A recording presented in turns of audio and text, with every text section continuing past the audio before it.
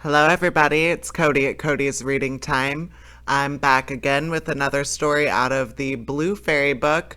And as you've seen by the title, this one is Beauty and the Beast. I hope you enjoy it. And if you do enjoy my narrations, please subscribe. I upload new stories every single day, and there will always be something new to listen to. All right, let's get started. Beauty and the Beast. Here we go. Once upon a time, in a very far off country, there lived a merchant who had been so fortunate in all his undertakings that he was enormously rich. As he had, however, 6 sons and 6 daughters, he found that his money was not too much to let them all have everything they fancied, and they were accustomed to do. But one day a most unexpected misfortune befell them. Their house caught fire and was speedily burnt to the ground, and all the splendid furniture, the books, the pictures, gold, silver, and precious goods it contained, all this was only the beginning of their troubles. Their father, who had until this moment prospered in all ways, suddenly lost every ship he had upon the sea, either by dint of pirates, shipwreck, or fire. Then he heard that his clerks in distant countries, whom he entrusted entirely, had proved unfaithful, and at last, from great wealth, he fell into the direst poverty. All that he had left was a little house in a desolate place, a 100 leagues from the town in which he had lived, and to this he was forced to retreat with his children, who were in despair at the idea of leading such a different life. Indeed, the daughters at first hoped that their friends, who had been so numerous when they were rich, would insist on their staying in their houses now that they no longer possessed one. But they soon found that they were left alone, and that their former friends even attributed their misfortunes to their own extravagance, and showed no intention of offering them any help. So nothing was left for them but to take their departure to the cottage, which stood in the midst of a dark forest, and seemed to be the most dismal place upon the face of the earth. As they were too poor to have any servants, the girls had to work hard like peasants, and the sons, for their part, cultivated the fields to earn their living. Roughly clothed and living in the simplest way, the girls regretted unceasingly the luxuries and amusements of their former life. Only the youngest tried to be brave and cheerful. She had been as sad as anyone when misfortune overtook her father, but soon recovering her natural gaiety, she set to work to make the best of things, to amuse her father and brothers as well she could, and to try to persuade her sisters to join her in dancing and singing.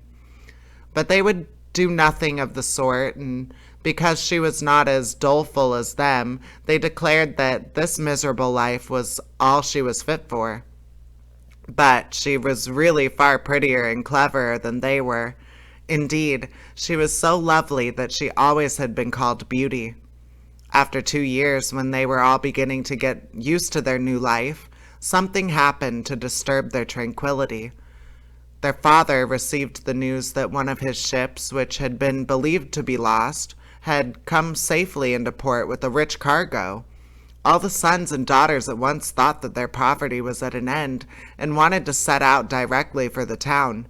But their father, who was more prudent, begged them to wait a little, and, though it was the harvest time, and he could ill be spared, determined to go himself first to make inquiries.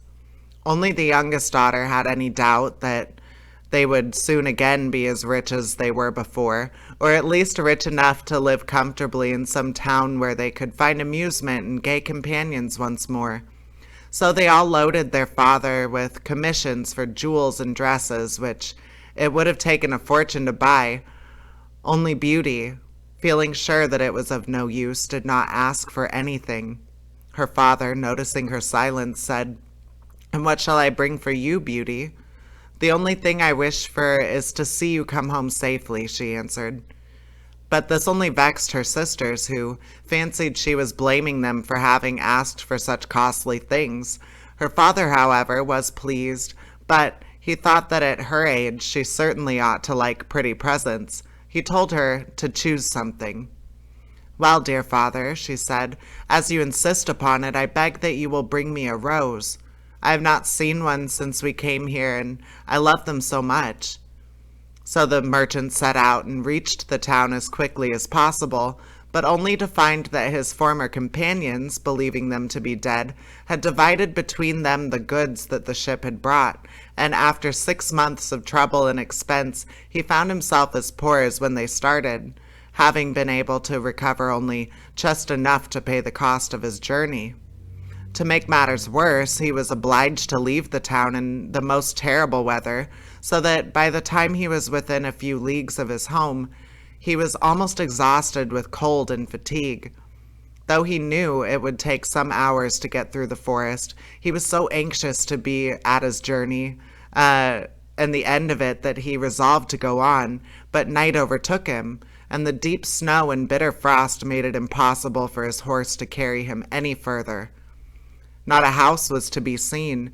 The only shelter he could get was the hollow trunk of a great tree, and there he crouched all the night, which seemed to him the longest he had ever known. In spite of his weariness, the howling of the wolves kept him awake, and even when at last the day broke, he was not much better off, for the falling snow had covered up every path, and he did not know which way to turn. At length, he made out some sort of track, and though at the beginning it was so rough and slippery that he fell down more than once, it presently became easier and led him to an avenue of trees which ended in a splendid castle. It seemed to the merchant very strange that no snow had fallen in the avenue, which was entirely composed of orange trees, covered with flowers and fruit. When he reached the first court of the castle, he saw before him a flight of agate steps, and went up them and passed through several splendidly furnished rooms. The pleasant warmth of the air revived him, and he felt very hungry, but there seemed to be nobody in all this vast and splendid palace whom could give an answer and give him something to eat.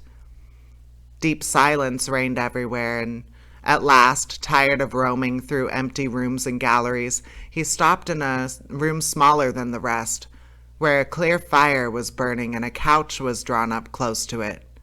Thinking that this must be prepared for someone who was expected, he sat down to wait till he should come, and very soon fell into a sweet sleep. When his extreme hunger wakened him after several hours, he was still alone, but a little table upon which was a good dinner had been drawn up close to him, and as he had eaten nothing for 24 hours, he lost no time in beginning his meal, hoping that he might soon have an opportunity of thanking his considerate entertainer, whoever it might be.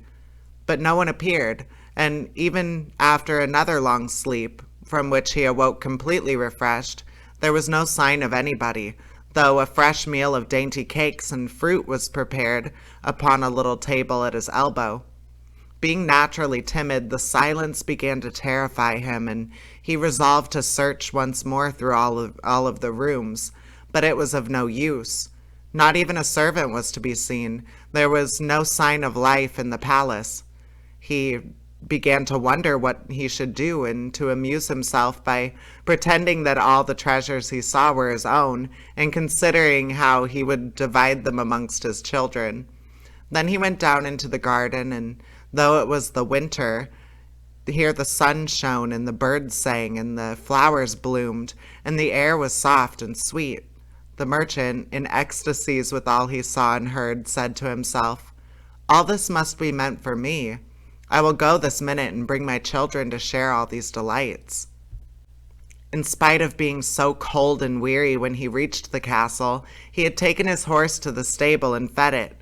Now he thought he would saddle it for his homeward journey, and he turned down the path which led to the stable.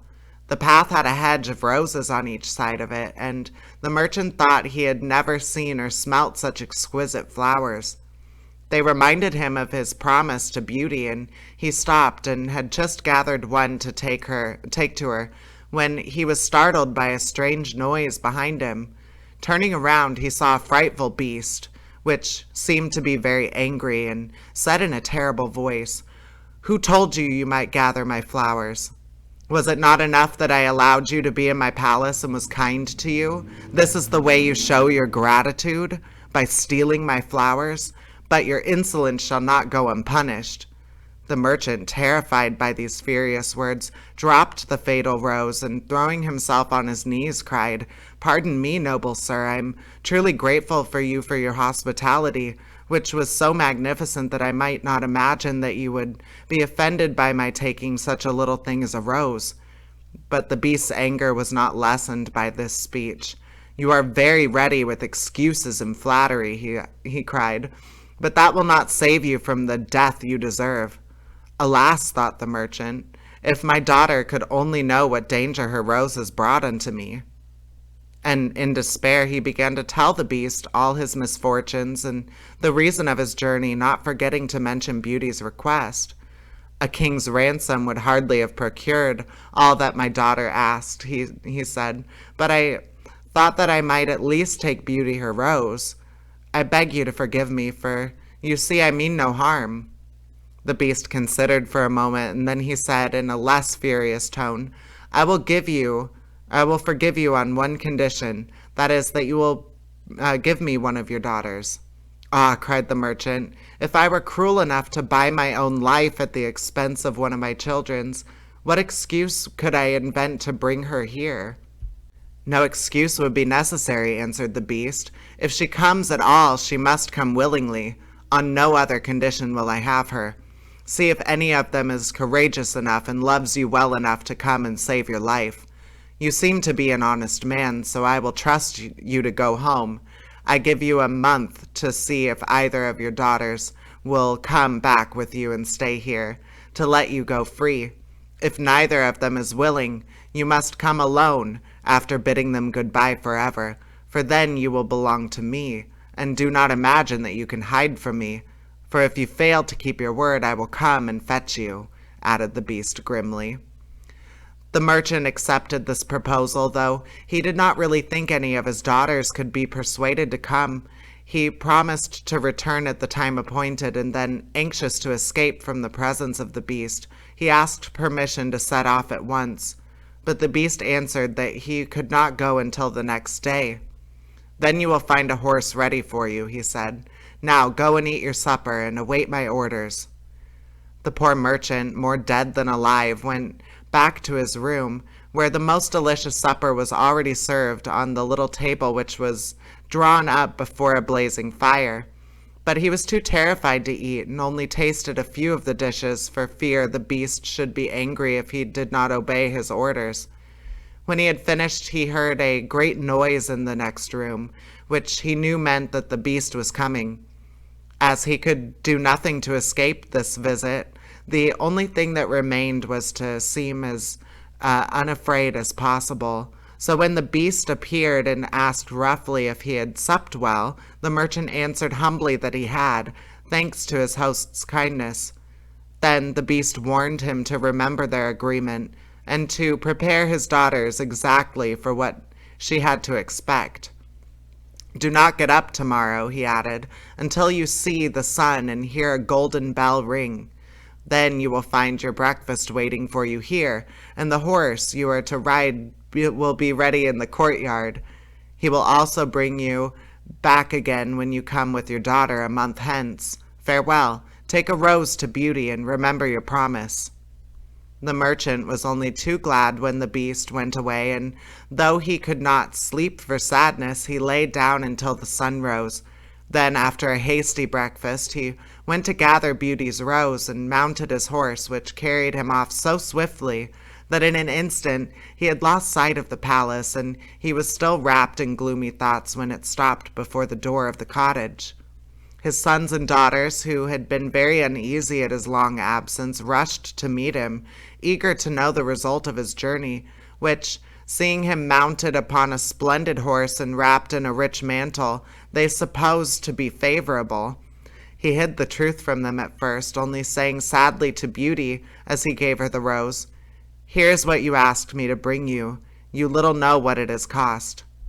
But this excited her curiosity so greatly that presently she told him He told them his adventures from beginning to end, and they were all very unhappy.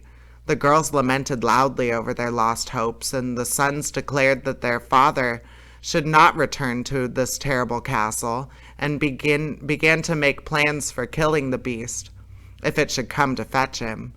But he reminded them that he had promised to go back.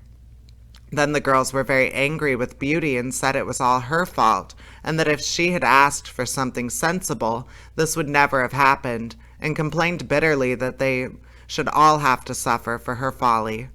Poor Beauty, much distressed, said to them, "I have indeed caused this misfortune, but I assure you I did it innocently.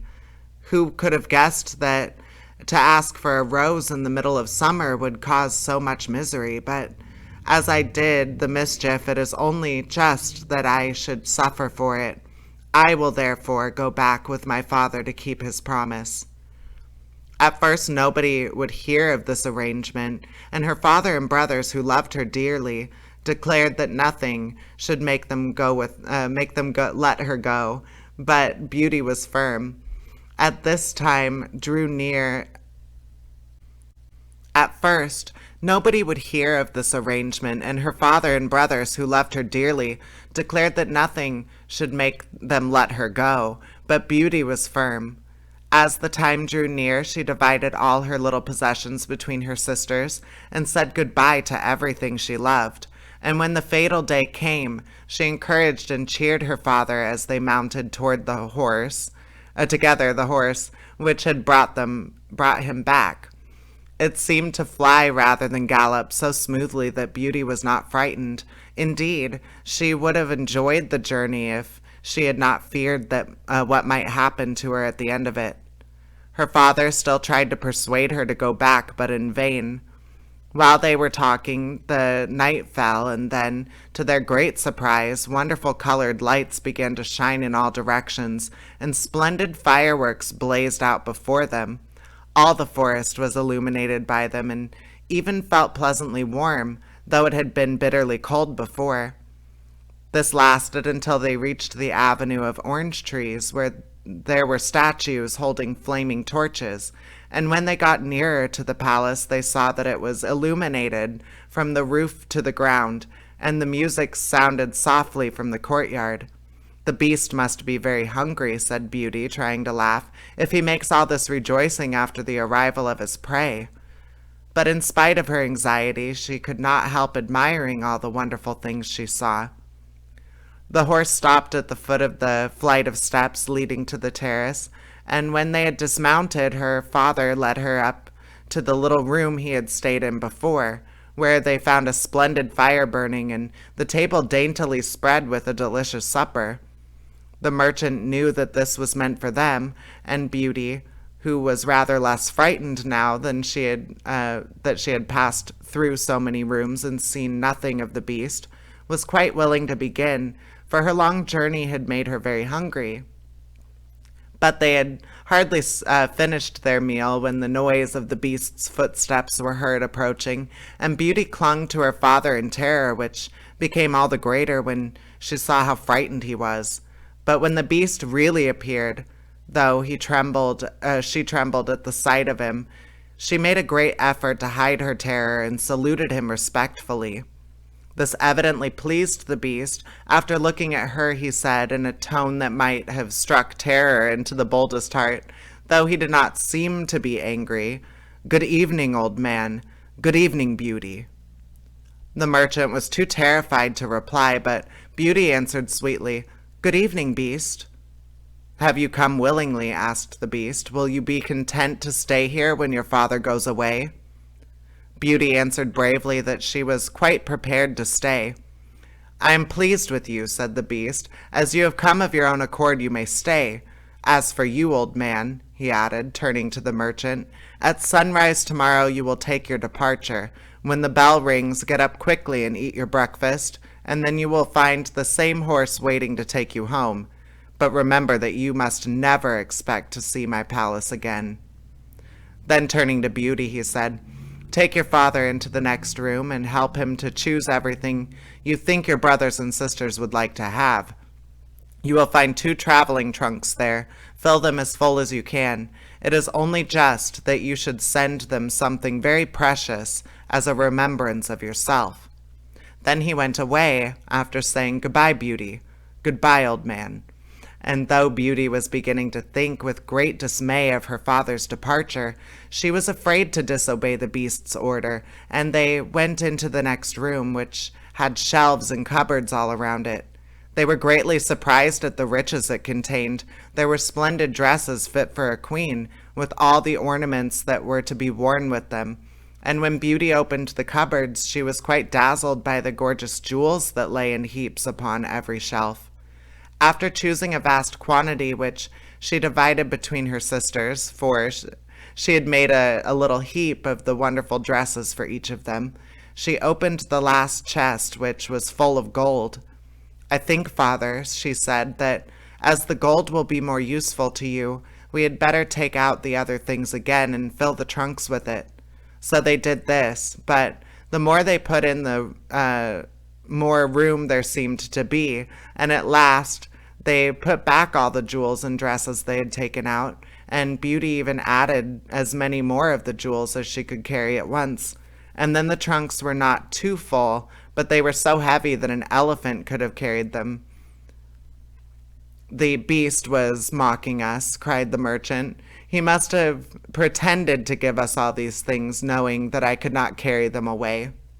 "Let us wait and see," answered Beauty. "I cannot believe that he meant to deceive us. All we can do is fasten them up and leave them ready." So they did this and returned to the little room where, to their astonishment, they found breakfast ready. The merchant ate his with a good appetite, as the beast's generosity made him believe that he might perhaps venture to come back soon and see Beauty. But she felt sure that her father was leaving her forever, so she was very sad when the bell rang sharply for the second time and warned them that the time had come for them to part. They went down into the courtyard where 2 horses were waiting, one loaded with the 2 trunks, the other for him to ride. They were pawing the ground in their impatience to start, and the merchant was forced to bid Beauty a hasty farewell.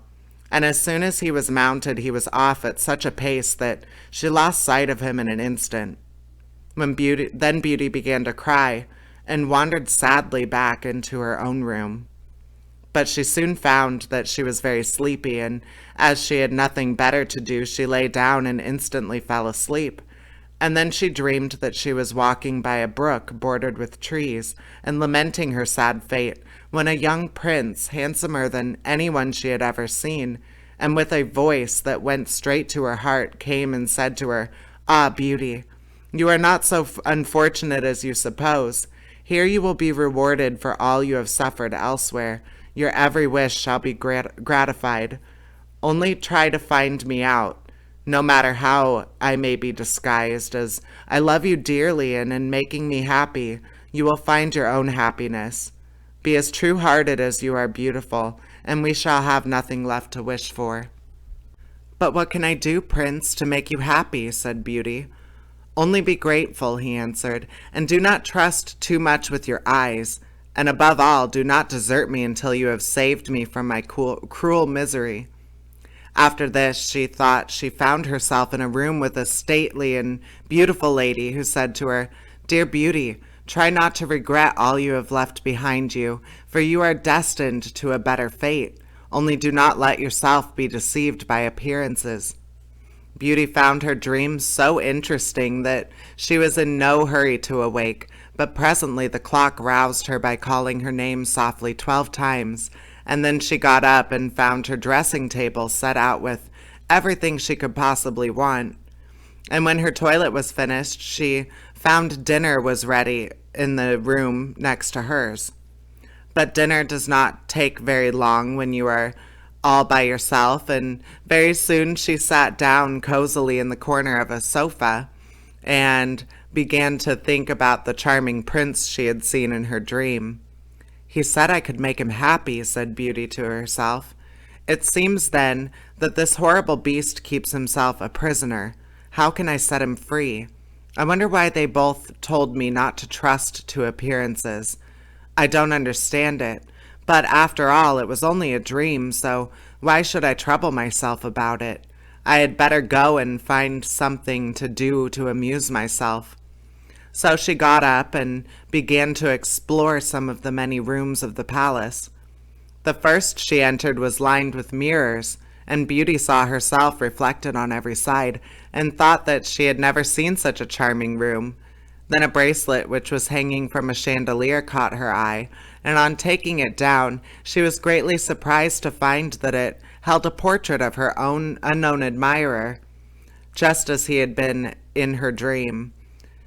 With great delight, she slipped the bracelet on her arm and went into a gallery full of pictures, where she soon found a portrait of the same handsome prince, as large as life, and so well painted that as she studied it, it seemed to smile kindly at her. Tearing herself away from the portrait at last, she passed through a room which contained every musical instrument under the sun, and here she amused herself for a long while in trying some of them, and singing until she was tired. The next room was a library, and she saw everything she had ever wanted to read, as well as everything she had read, and it seemed to her that a whole lifetime would not be enough to even read the names of the books. There were so many. By this time it was growing dusk, and wax candles and diamond and ruby candlesticks were beginning to light themselves in every room. Beauty found her supper served just at the same time she preferred to have it, but she did not see anyone or hear any sound, and though her father had warned her that she would be alone, she began to find it rather dull. But presently she heard the beast coming and wondered tremblingly if he meant to eat her up now. However, as he did not seem at all ferocious and only said gruffly, "Good evening, Beauty," she answered cheerfully and managed to conceal her terror. Then the beast asked her how she had been amusing herself, and she told him all the rooms she had seen. Then he asked her if she thought that she could be happy in this palace, and Beauty answered that everything was so beautiful that she would be very hard to please if she could not be happy. And after about an hour's talk, Beauty began to think that the beast was not so nearly terrible as she had at first supposed. Then he got up to leave her and said in his gruff voice, "Do you love me, Beauty? Will you marry me?" "Oh, what shall I say?" cried Beauty, for she was afraid to make the beast angry by refusing. "Say yes or no without fear," he replied. "Oh, no, beast," said Beauty hastily. "Since you will not, good night, Beauty," he said, and she answered, "Good night, beast," very glad to find that her refusal had not provoked him. And after he was gone, she was very soon in bed and asleep and dreaming of her unknown prince. She thought he came to her and said, "Ah, Beauty, why are you so unkind to me? I fear I am fated to be unhappy for many a long day still." And then her dreams changed, but the charming prince figured in all of them, and when morning came, her first thought was to look at the portrait and see if it really was like him, and she found that it certainly was. This morning she decided to amuse herself in the garden, for the sun shone, and all the fountains were playing, but she was astonished to find that every place was familiar to her, and presently she came to the brook where the myrtle trees were growing, where she had first met the prince in her dream, and that made her think more than ever that he must be kept a prisoner by the beast. When she was tired, she went back to the palace and found a new room full of materials of every kind for work, ribbons to make into bows and silks to work into flowers. Then she was in an aviary full of birds, which were so tame that they flew to Beauty as soon as they saw her and perched upon her shoulders and her head. "Pretty little creatures," she said, "how I wish that your cage was nearer to my room, that I might often hear you sing." So saying, she opened a door and found, to her delight, that it led into her own room, though she had thought it was quite on the other side of the palace. There were more birds in a room farther on, parrots and cockatoos that could talk, and they greeted Beauty by name. Indeed, She found them so entertaining that she took one or two back to her own room, and they talked to her while she was at supper. After which the beast paid her his usual visit and asked her the same questions as before, and then with a gruff good night, he took his departure, and Beauty went to bed to dream of her mysterious prince. The days passed swiftly in different amusements, and after a while Beauty found out another strange thing in the palace, which often pleased her when she was tired of being alone. There was one room which she had not noticed particularly. It was empty except that under each of the windows stood a very comfortable chair, and the first time she had looked out of the window, it seemed to her that the black curtain prevented her from seeing anything outside. But the second time she went into the room, happening to be tired, she sat down in one of the chairs when instantly the curtain was rolled aside, and the most amusing pantomime was acted before her. There were dances and colored lights and music and pretty dresses, and it was all so gay that Beauty was in ecstasies. After that, she tried the other 7 windows in turn, and there was some new and surprising entertainment to be seen from each of them, so that Beauty never could feel lonely anymore. Every evening after supper, the beast came to see her, and always before saying good night, asked her in his terrible voice, "Beauty, will you marry me?" And it seemed to Beauty, now she understood him better, that when she said no, beast, he went away quite sad. But her happy dreams of the handsome young prince soon made her forget the poor beast, and the only thing that at all disturbed her was to be constantly told to distrust appearances, to let her heart guide her, and not her eyes, and many other equally perplexing things which, consider as she would, she could not understand. So everything went on for a long time until at last, happy as she was, Beauty began to long for the sight of her father and her brothers and sisters, and one night, seeing her look very sad, the beast asked her what was the matter. Beauty had quite ceased to be afraid of him. Now she knew that he was really gentle in spite of his ferocious looks and his dreadful voice. So she answered that she was longing to see her home once more. Upon hearing this, the beast seemed sadly distressed and cried miserably, "Ah, Beauty, have you the heart to desert an unhappy beast like this? What more do you want to make you happy? It is because you hate me that you want to escape." "No, dear beast," answered Beauty softly, "I do not hate you, and I should be very sorry never to see you any more, but I long to see my father again. Only let me go for 2 months, and I promise to come back to you and stay for the rest of my life." The beast, who had been sighing dolefully while she spoke, now replied, "I cannot refuse you anything you ask, even though it should cost me my life. Take those 4 boxes you will find in the next room to your own, and fill them with everything you wish to take with you. But remember your promise and come back when the 2 months are over, or you may have cause to repent it.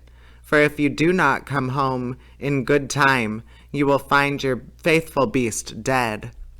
You will not need any chariot to bring you back. Only say goodbye to all your brothers and sisters the night before you come away, and when you have gone to bed, turn this ring round upon your finger and say, firmly, 'I wish to go back to the palace and see my beast again.'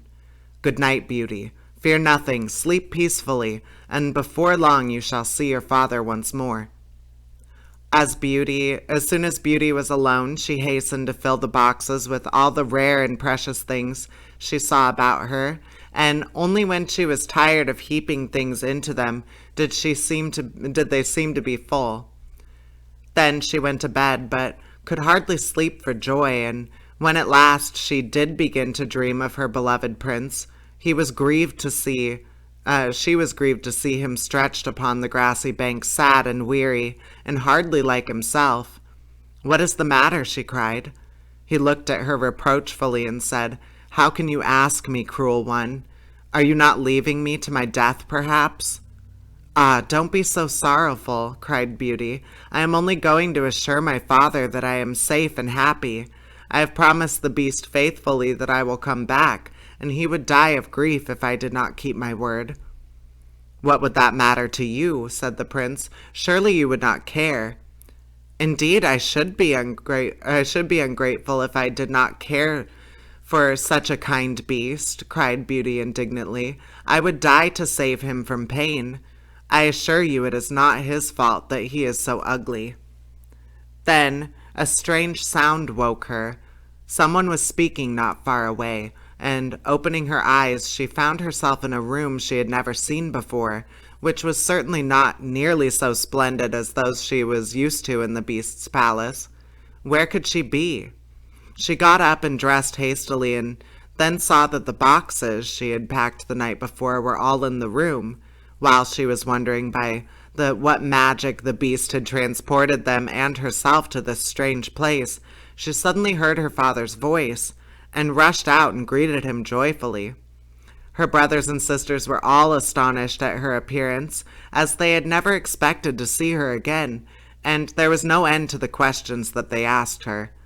She had also much to hear about what had happened to them while she was away, and of her father's journey home. But when they heard that she had only come back to be with them for a short time, and then must go back to the beast's palace forever, they lamented loudly. Then Beauty asked her father what he thought could be the meaning of her strange dreams, and why the prince constantly begged her not to trust appearances. After much consideration, he answered, "You tell me yourself that the beast, frightful as he is, loves you dearly, and deserves your love and gratitude for his gentleness and kindness. I think the prince must mean you to understand that you ought to reward him for doing as he wishes to you, in spite of this ugliness." Beauty could not help seeing that this seemed very probable. Still, when she thought of her dear prince, who was so handsome, she did not feel at all inclined to marry the beast. At any rate, for 2 months she need not decide, but could enjoy herself with her sisters. But though they were rich now and lived in town and had plenty of acquaintances, Beauty found that nothing amused her so much, and she often thought of the palace where she was so happy, especially as at home she never once dreamed of her dear prince, and she felt quite sad without him. Then her sisters seemed to have got quite used to being without her, and even found her rather in the way, so they would not have been sorry when the 2 months were over, but for her father and brothers, who begged her to stay, and seemed so grieved at the thought of her departure that she had not the courage to say goodbye to them. Every day when she got up, she meant to say it at night, and when night came, she put it off again, until at last she had a dismal dream which helped her to make up her mind. She thought that she was wandering in a lonely path in the palace gardens, when she heard groans which seemed to come from some bushes hiding in the entrance of a cave, and running quickly to see what could be the matter, she found the beast stretched out upon his side, apparently dying. He reproached her faintly with being the cause of his distress, and at the same moment a stately lady appeared and said gravely, "Ah, Beauty, you are not just only in time to save his life. See what happens when people do not keep their promises. If you had delayed 1 more day, you would have found him dead." Beauty was so terrified by this dream that the next morning she announced her intention of going back at once, and that very night she said goodbye to her father and all her brothers and sisters, and as soon as she was in bed, she turned her ring round upon her finger and said firmly, "I wish to go back to my palace and see my beast again," and as she had been told to do. Then she fell asleep instantly and only woke up to hear the clock saying, "Beauty, Beauty," 12 times in its musical voice, which told her at once that she really was back in the palace. Everything was just as before, and her birds were so glad to see her, but Beauty thought she had never known such a long day, for she was so anxious to see the beast again that she felt as if supper time would never come. But when it did come and no beast appeared, she was really frightened. So after listening and waiting for a long time, she ran around to the garden to search for him. Up and down the paths and avenues ran poor Beauty, calling him in vain, for no one answered, and not a trace of him could she find, until at last, quite tired, she stopped for a minute's rest and saw that she was standing opposite the shady path she had seen in her dream.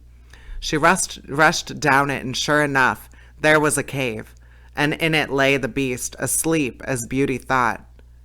Quite glad to have found him, she ran up and stroked his head, but to her horror, he did not move or open his eyes. "Oh, he is dead, and it is all my fault," cried Beauty.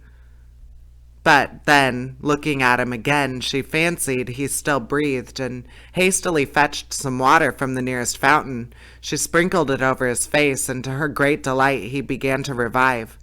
"Oh, beast, how you frightened me," she cried. "I never knew how much I loved you until just now, when I feared it was too late to save your life." "Can you really love such an ugly creature as I am?" said the beast faintly. "Ah, Beauty, you only came just in time. I was dying because I thought you had forgotten your promise. But go back now and rest. I shall see you by and by." Beauty, who had half expected that he would be angry with her, was reassured by his gentle voice and went back to the palace where supper was awaiting her. And afterward the beast came in as usual and talked about the time she had spent with her father, asking if she had enjoyed herself and if they had all been very glad to see her again. Beauty answered politely and quite enjoyed telling him all that had happened to her, and when at last the time came for him to go, and he asked, as he so often had asked before, "Beauty, will you marry me?" She answered softly, "Yes, dear beast." As she spoke, a blaze of light sprang up before the windows of the palace. Fireworks crackled and guns banged, and across the avenue of orange trees in letters all made of fireflies was written, "Long live the prince and his bride." Turning to ask the beast what it could all mean, Beauty found that he had disappeared, and in his place stood her long-loved prince. At the same moment, the wheels of the chariot were heard upon the terrace, and two ladies entered the room. One of them Beauty recognized as the stately lady she had seen in her dreams, and the other was so grand and queenly that Beauty hardly knew where to greet first. But the one she already knew said to her companion, "Well, Queen, this is Beauty, who has had the courage to rescue your son from the terrible enchantment. They love one another, and only your consent to their marriage is wanted to make them perfectly happy." "I consent with all my heart," cried the queen. "How can I ever thank you enough, charming girl, for having restored my dear son to his natural form?" And then she tenderly embraced Beauty and the prince, who had meanwhile been greeting the fairy and receiving her congratulations. "Now," said the fairy to Beauty, "I suppose you would like me to send for all your brothers and sisters to dance at your wedding." And so she did, and the marriage was celebrated the very next day with the utmost splendor, and Beauty and the prince lived happily ever after. A little different than the movie, but I enjoyed it just the same. I hope you enjoyed it, and please subscribe. I upload new stories every single day. There will always be new stories to listen to. Take care, everybody. Bye-bye.